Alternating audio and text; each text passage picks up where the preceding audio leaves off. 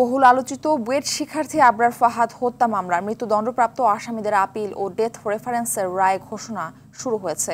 বেলা 11টায় বিচারপতি এ মাসুদুজ্জামান ও বিচারপতি সৈয়দ এনায়েত হোসেনের হাইকোর্ট বেঞ্চে রায় ঘোষণা শুরু হয়। বেঞ্চের জ্যেষ্ঠ বিচারপতি এ মাসুদুজ্জামান রায় পাঠ করে শোনাচ্ছেন। এর আগে 24 ফেব্রুয়ারি আবরার ফাহাদ হত্যা মামলার মৃত্যুদণ্ডপ্রাপ্ত আসামিদের আপিল ও ডেথ রেফারেন্সের শুনানি শেষ হয়।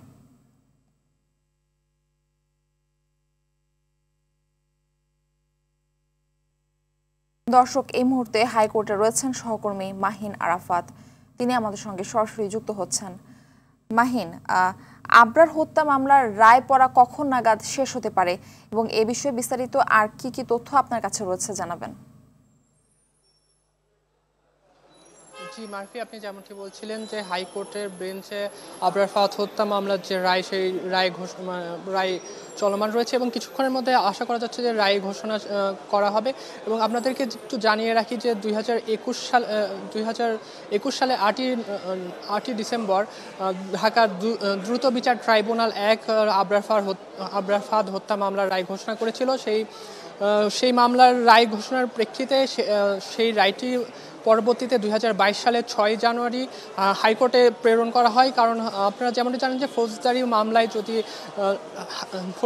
যদি ট্রাইব্যুনাল থেকে কোনো রায় ঘোষণা করা হয়, সেই রায়ের প্রেক্ষিতে হাইকোর্ট থেকে পুনরায় রায় দিতে হয়। সেই প্রেক্ষিতে মামলাটি এখন হাইকোর্টে রয়েছে এবং আপনারা যেমনটি জানেন যে 25 জন শিক্ষার্থীর বিরুদ্ধে একটি রায় দেওয়া হয়েছিল। এর মধ্যে 20 জনকে মৃত্যুদণ্ড এবং 5 জনকে যাবজ্জীবন কারাদণ্ড দেওয়া হয়েছিল। ধারণা করা হচ্ছে যে এই রায় বহাল থাকবে, তবে মৃত্যুদণ্ডের পরিমাণ আরও বাড়তে পারে বলেও শোনা যাচ্ছে। তবে আসলে এখনই সঠিকভাবে কিছু বলা সম্ভব হচ্ছে না। কিছুক্ষণের মধ্যে রায় ঘোষণা হবে। রায় ঘোষণার পর আসলে তথ্যটা আমরা আপনাদেরকে সঠিকভাবে জানাতে পারবো।